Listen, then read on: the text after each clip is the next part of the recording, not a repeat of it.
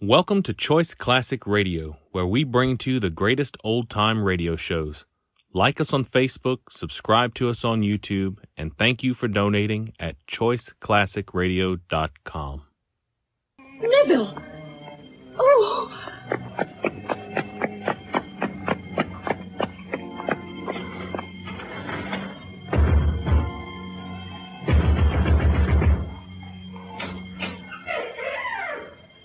Name's that? My husband.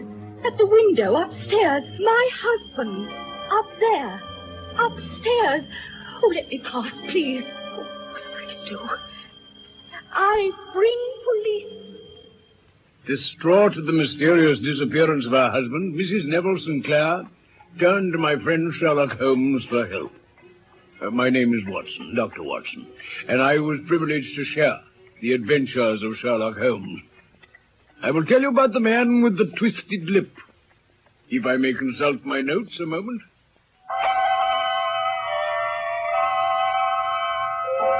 Isaac Whitney, brother of the late Elias Whitney, D.D., principal of the Theological College of St. George's, was much addicted to opium. Having read De Quincey at college, he had drenched his tobacco with laudanum in an attempt to produce the same effects. As so many more have done, he found that the practice is easier to attain than to get rid of. One night, it was in June 1889, about the hour when a man gives his first yawn, there came a ring at my bell. Now, who can that be? Why, it's Kate Whitney. Oh, Dr. Watson, you will excuse my calling so late on you and Mary. I do so want a little help. You see, it's about Isa. He has not been home for 2 days. Dr. Watson, this isn't the first time I've come to you about my husband's his trouble. Lately, from time to time, I know he's been going to a place in the east end of the city, Upper Swandam Lane. The Bar of Gold, it's called. Then he must be rescued. Yes, but how can I go to such a place and get him away? Tell me how, Doctor, and I'll go at once. You shall stay here. I shall go. Oh, but, Doctor, Mrs. Watson, I didn't Not mean... another word, my dear lady. If your husband is at the Bar of Gold, you shall have him with you within the hour.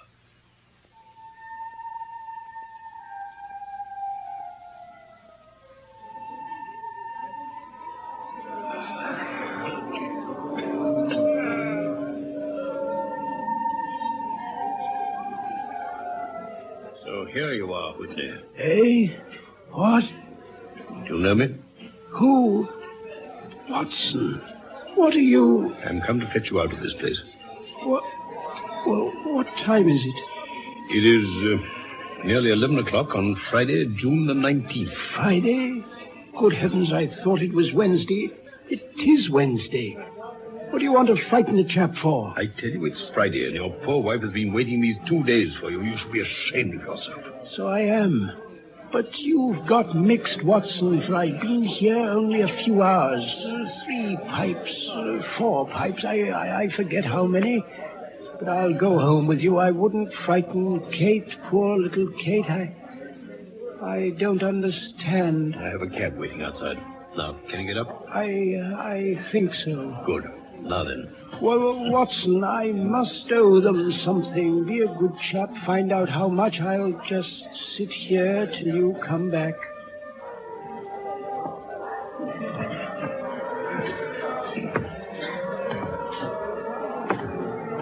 Here, look where you're treading. Let me pass, if you please. Watson, speak as low as you can. I have excellent ears. Holmes, what on earth are you doing in this den and in such a disguise? If you can get rid of your sottish friend, I should be glad of a little talk with you. I have a cab outside. Then send him home in it. I should also send a note by the cabman to your wife to say that you've thrown your lot on me. If you'll wait outside, I shall be with you in 5 minutes.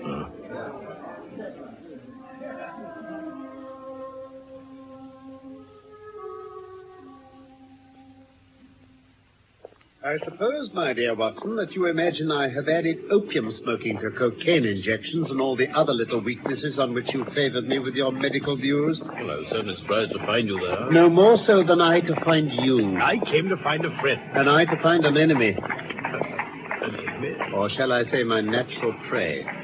Briefly, Watson, I'm in the midst of a remarkable inquiry. I had hoped to find a clue in the incoherent ramblings of those sots, as I've done before now. Had I been recognized, my life wouldn't have been worth an hour's purchase. We should be rich men if we had £1,000 for every poor devil who'd been done to death in that den. It's the vilest murder trap on the whole riverside. And I fear Neville Sinclair has entered it, never to leave it more. Ah, but our trap is here. You'll come with me, Watson? Well, I can be of use. A trusty comrade is always of use, and a chronicler still more so. Fortunately, my room at the Cedars has 2 beds. The Cedars? Mr. Sinclair's house in Kent.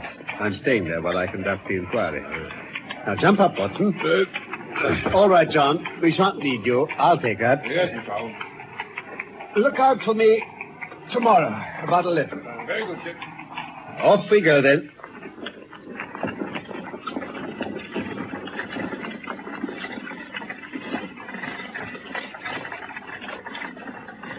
I shall just have time to tell you the facts before we get there.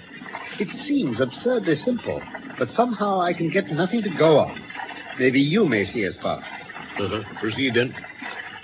Mr. Neville Sinclair is now 37 years of age, a man of temperate habits, a good husband, an affectionate father of 2 children, a man who's popular with all who know him.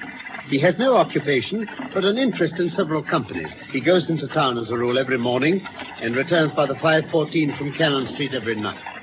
Last Monday, he went into town as usual and promised to bring home a box of bricks for his little boy. After he'd gone, his wife chanced to receive a telegram saying that a parcel of considerable value she'd been awaiting had arrived at the offices of the Aberdeen Shipping Company. So she went into town, had her lunch, and went to collect it. That's near where we were tonight, isn't it? Fresno Street, branching out of Upper Swandam Lane. You're well up in your London, I see, Watson. Mrs. Sinclair got her parcel and found herself exactly at 4:35 walking through Swandam Lane on her way back to the station. Have you followed me so far? It's very clear. Now, if you remember, Monday was an exceedingly hot day. Mrs. Sinclair walked slowly, glancing about in the hope of seeing a cab. And suddenly, she was struck cold to hear a cry and to see her husband looking down at her from a second-floor window. She describes him as being extremely agitated. He then vanished from the window suddenly, as though he'd been pulled back from behind. Neville! Oh!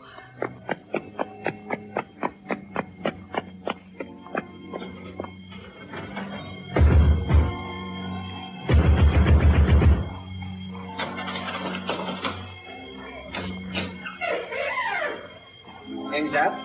I want to come in, please. My husband, at the window upstairs.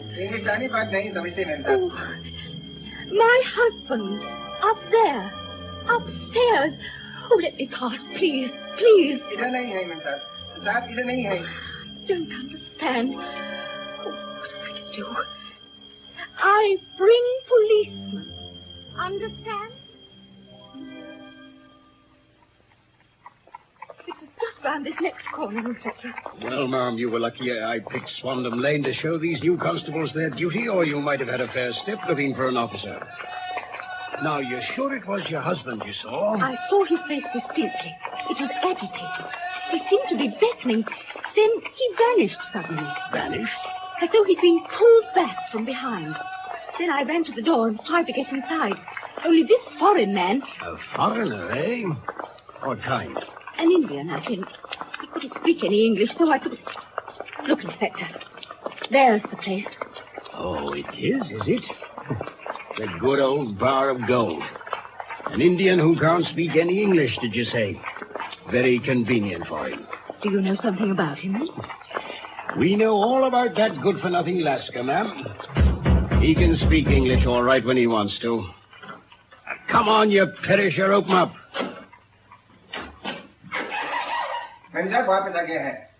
Oh. Yes, you can owe. Out of the way, Lau. I'm looking for this lady's husband. He is not here, Inspector. No one is being here just now. I don't know why. You have no permission to come in like this. It's a matter, I am calling one magistrate. Stow it, will you? We're going to take a look upstairs. Now, Evans, Parker, look lively and keep your eyes skinned. Right, sir. You stay by me, ma'am. If he's here, we'll find him. We've gone through every inch of the place, and there's not a sign. Only the Lascar and this fellow here. Mr. Boone, to you? I'm a respectable lodger. That's what I am. Right now, I'm bursting into a man's room. I am calling magistrate. One more word out of you. No, ma'am, I'm going to send one of these officers with you to get a cab while we ask a few questions. I'll join you directly. Parker! No, wait, Inspector. Look, on the table. Oh, what is it, ma'am? This box. See? The building blocks for our little boy.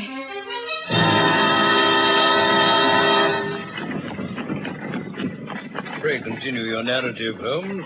Well, as a result of this, the rooms were carefully examined. Everything pointed to an abominable crime.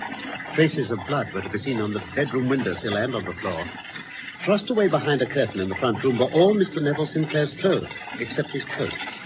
There were no signs of violence on these things, and there was no other trace of Sinclair.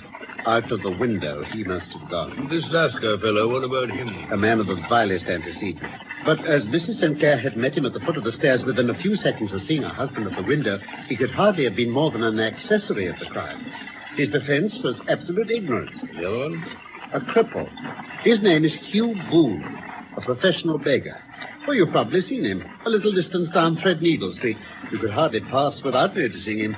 Orange hair, a pale face with a bulldog chin, a pair of very penetrating dark eyes, and a horrible scar that has turned up the outer edge of his upper lip. Of course I've seen him. I distinctly remember wondering at the reign of charity he attracts. He seems to reap a harvest. Oh, he has his wit to thank as well as his appearance. So this is the lodger of the opium den. And the last man to see the gentleman of whom we're in quest. Oh, what could he have done single-handed against a man in the prime of life? He's a cripple in that he walks with a limp. But surely, Watson, your medical experience would tell you that weakness in one limb is often compensated for by exceptional strength in the others. Well, then what happened next? Mrs. Sinclair was escorted home. Boone was seized and searched, but there was nothing to incriminate him. It's true there were some bloodstains on his right shirt sleeve, but he pointed to a cut on his ring finger which had been bleeding recently and said he'd been near the windowsill and must have made the stains there. As to Mrs. Sinclair's story, he declared she must have been either dreaming or mad. Was he arrested? Yes. It might have been done sooner, for the few minutes' delay at first when the room was being searched may have given him the chance to communicate with Alaska. And the river, has anything been found? When the tide ebbs, a mud bank under the windows exposed. But it wasn't Neville Sinclair they found there. What then? His coat.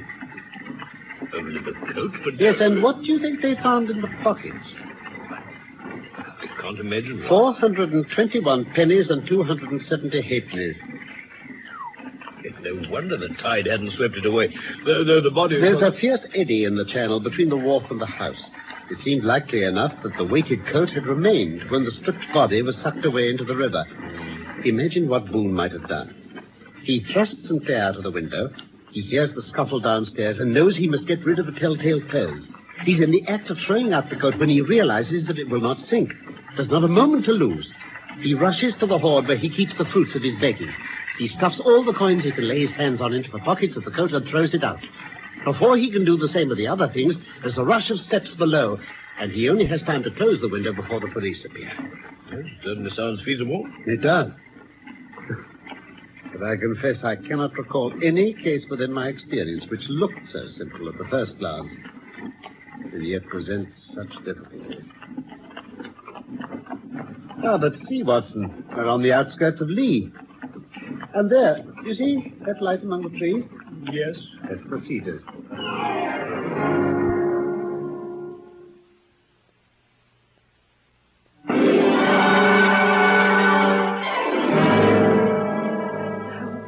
Well, I see.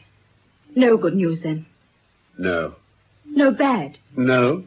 Well, thank God for that. This is my friend, Dr. Watson. How do you do, madam? How do you do? He has been of most vital use to me in several of my cases. A lucky chance has made it possible for me to associate him with this investigation. I am delighted to see you, Dr. Watson.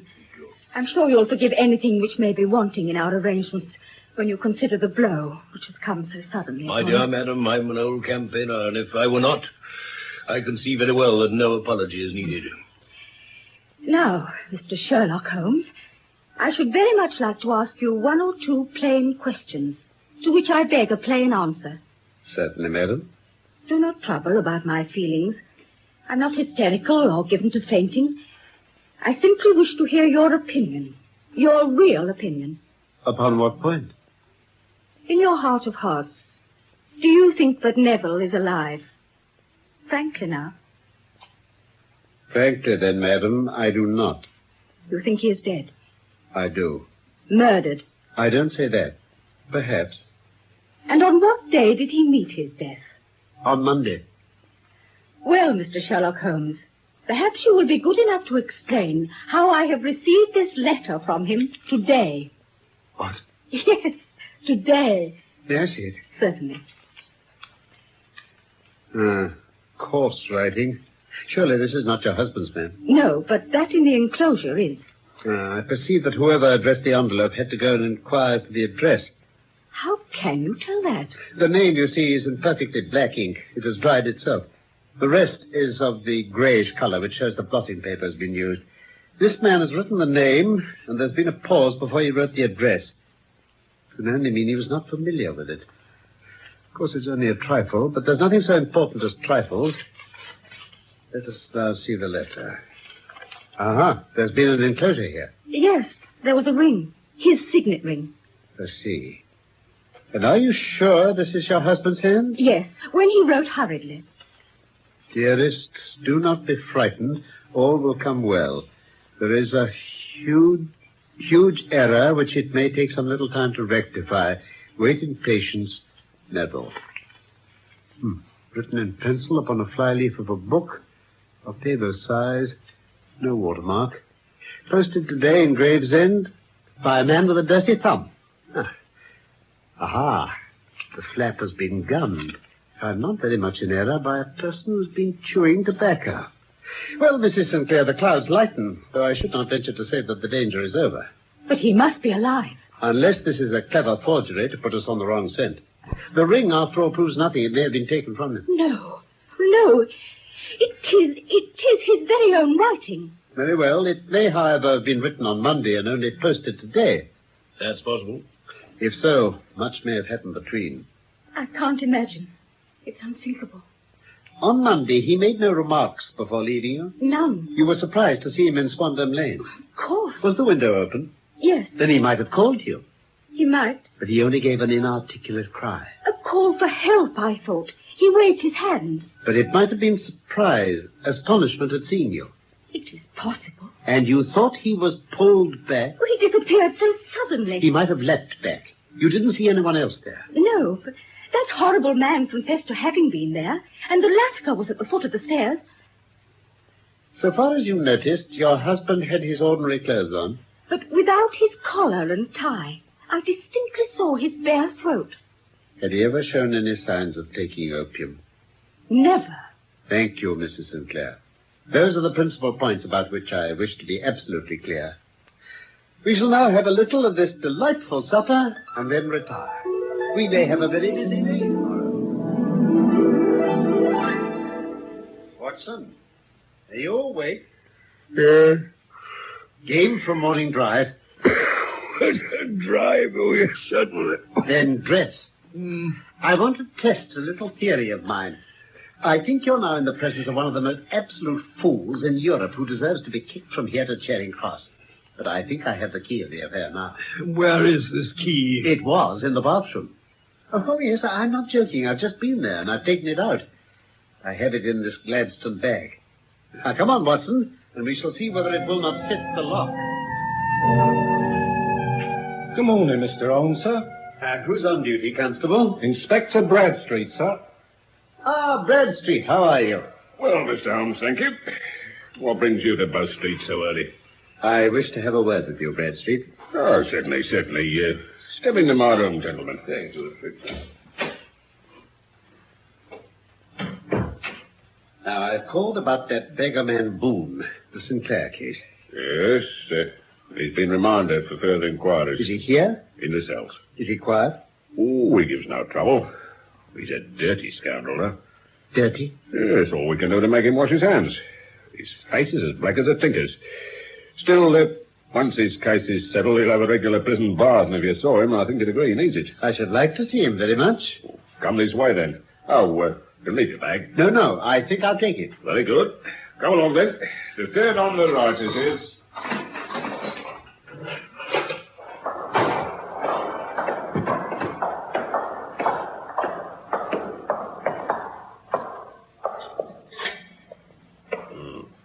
He's asleep.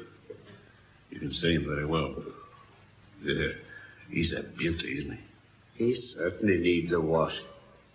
I had an idea he might, so I took the liberty of bringing the tools with me. Now then, if you'll have the goodness to open the door very quietly and let me get at his water jug with this sponge before he wakes up, we'll soon make him cut a much more respectable figure.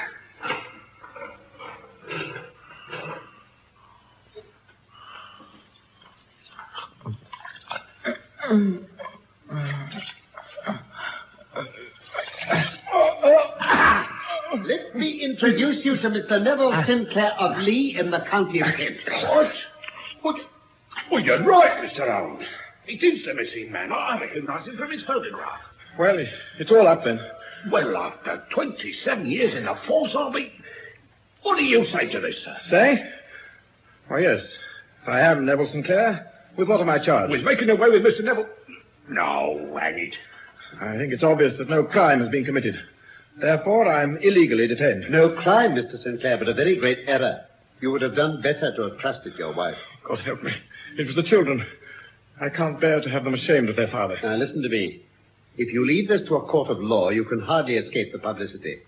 On the other hand, if you can convince the police that there is no possible case against you, I see no reason why the details should find their way into the papers.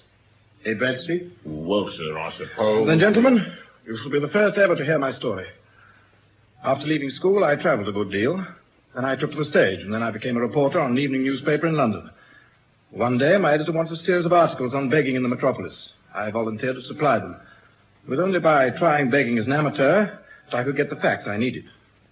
I made myself as pitiable as I could, a scar, a twisted lip, and then with a head of red hair, I took my station in the busiest part of the city. I plied my trade for 7 hours. When I returned home in the evening, I found I'd received no less than 26 shillings and 4pence. I wrote my articles and thought a little more about it. Then, some time later, I backed a bill for a friend and had a writ served on me for £25. I was wits end and where to get the money until a sudden idea came to me. I begged a fortnight's grace from my creditor, got a holiday from my work, and disguised, spent the time begging in the city. In 10 days, I was able to pay my debt. Well, you can imagine how hard it was to settle down to arduous work again at £2 a week. It was a long fight between pride and money, but I threw up reporting and became a professional beggar. I began to save considerable sums of money. I grew more ambitious. I took a house in the country and eventually married without anyone suspecting me. Only one man knew my secret, the Lascar who keeps that den in Swandham Lane, so that every day I could go there to transform myself. Well, last Monday I finished for the day. I was dressing in my room, and chancing to look out of the window, I saw my wife. I suppose I cried out with surprise and leapt back, but she'd seen me. I heard her voice downstairs. Well, not knowing what else to do, I threw on my beggar's disguise, but then I realized that a search of the room would reveal my clothes and betray me. So I threw open the window, quickly filled my coat pockets with coppers, and hurled it into the Thames. The other clothes would have followed, but there was a rush of constables up the stairs, and rather to my relief, instead of being identified as Neville Sinclair, I was arrested as his suspected murderer. And in the excitement, you had chanced to reopen a cut on your finger made at your home that morning, hence the blood. Why, yes. But how came the letter to your wife? Well, before my arrest, the police left me unobserved for a few moments. I'd just long enough to scrawl a hurried note and give it to the Lascar with my ring. That note only reached her yesterday. Oh, good heavens. What a week she must have spent. We've been watching that Lascar. He must have handed the letter to one of his sailor customers. And he forgot to post it until he was in Gravesend. That was it? I don't know that there's anything more for me to say. Except to swear that it will all cease here and now. There must be no more beggar-man Boone. I swear it by the most solemn oaths a man can take. Well, in that case, I think it's probable that no further steps may be taken. Ah, very well. Well, Mr. Holmes, I'm sure we're very much indebted to you once more for clearing this matter up. You know, though, I wish I knew how you reach your results. I reached this one by sitting upon 5 pillows and consuming an ounce of shag. And now, my dear Watson, I think that if we drive to Baker Street, we shall just be in time for breakfast.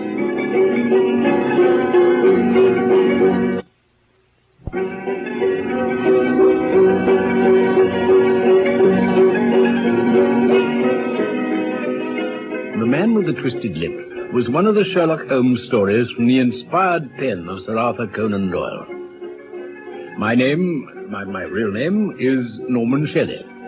My friend Carlton Hobbs played Sherlock Holmes, and I was Dr. Watson. Michael Hardwick wrote our script for this BBC production from London. And may I say I look forward to the pleasure of your company again, very soon, to join us in more of the adventures of Sherlock Holmes.